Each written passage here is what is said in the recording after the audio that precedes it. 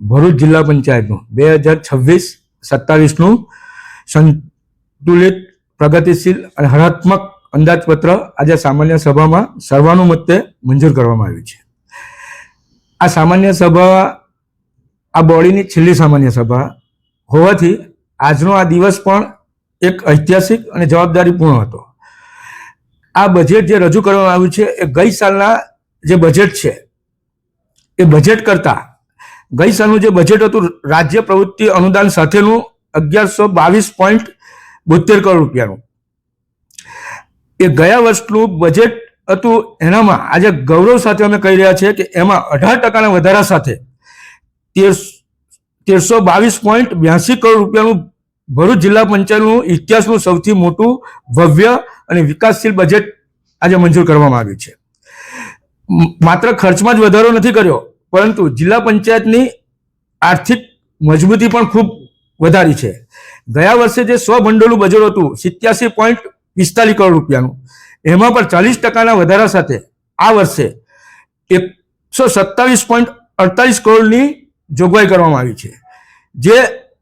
ભરૂચ જિલ્લા પંચાયતની નાણાકીય આત્મનિર્ભરતાનું એક પ્રતીક છે. આજે જે માનનીય વડાપ્રધાન શ્રીનો જે છે ડ્રોન વાળું,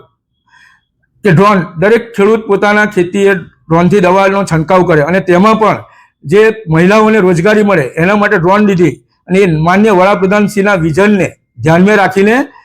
આવનાર આ હોળાષ્ટક પતે ત્યાર પછી જે ગયા વખતે જે અમે બજેટમાં જે કર્યું હતું એ અમે જે બોલ્યા હતા એ પરિપૂર્ણ કરવા જઈ રહ્યા છે. અને ટૂંક સમયે હોળાષ્ટક પછી અમે દરેક તાલુકે ડ્રોનનું વિતરણ કરવાના છે અને એના માટે જે ડ્રોન દીદી છે એમને પણ ટ્રેનિંગ આપી અને પાયલોટિંગ તૈયાર કરાવ્યું છે. સાથે સાથે દરેક દવાખાનામાં જે ગયા બજેટમાં પણ અમે લીધું હતું કે દરેક જગ્યાએ લોકોને સારામાં સારા ટેસ્ટ મળે, જે ટ્રાઇબલ વિસ્તાર છે એમાં પણ અને જે ગ્રામીણ વિસ્તાર છે એમાં પણ જે લોકો ત્યાં જ સ્થાનિક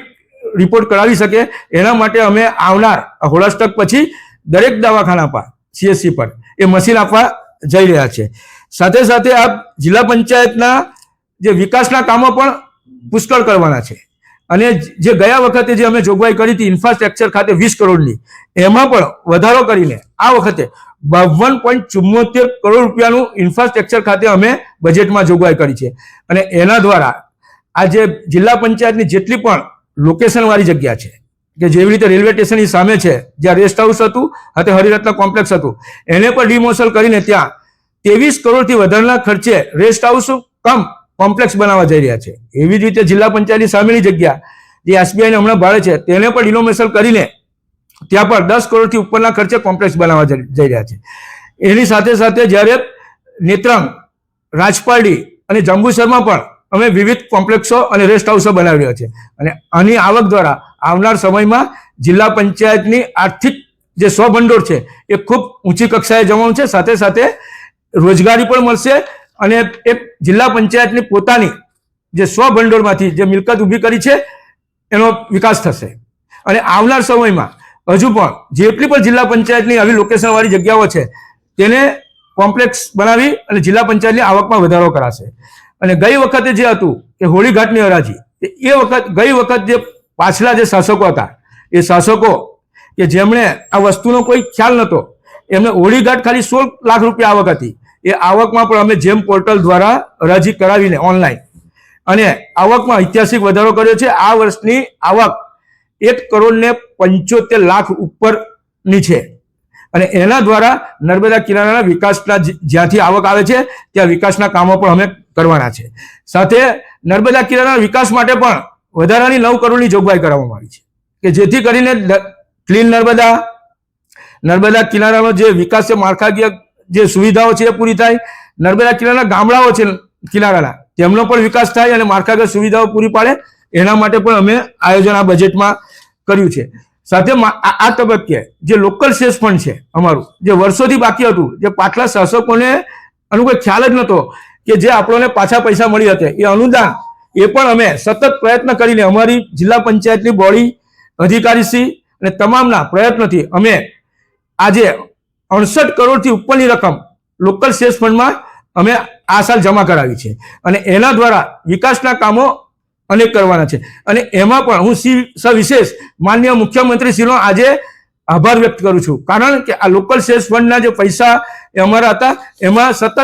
અમારી જોડે એ કરી અને જાતે રસ લઈ અને આ ભરૂચ જિલ્લા પંચાયતને એમને ફાળવ્યા છે. સાથે સાથે માનનીય મુખ્યમંત્રીશ્રીનો એ પણ હું આભાર વ્યક્ત કરું છું કે ઇતિહાસમાં પહેલીવાર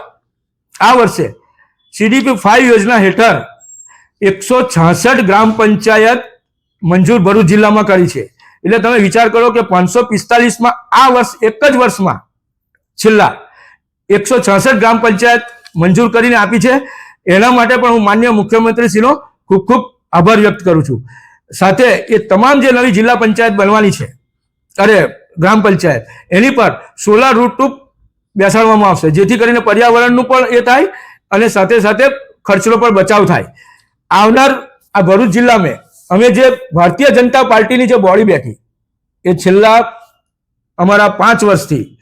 જે અત્યાર સુધીની જે અમારો દ્રઢ નિર્ણય હતો કે ભરૂચ જિલ્લાને એક મોડલ જિલ્લો બનાવવો, એ આ 5 વર્ષના શાસન દરમિયાન અમે એક ભરૂચ જિલ્લાને મોડલ જિલ્લો બનાવવા તરફ જઈ રહ્યા છે. અને એના માટેના જે